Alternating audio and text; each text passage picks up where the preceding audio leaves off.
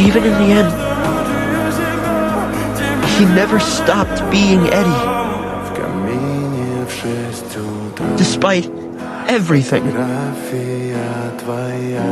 I never even saw him get mad.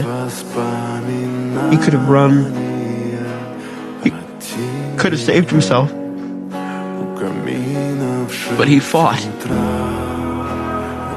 He fought and died to protect this town. This town that hated him.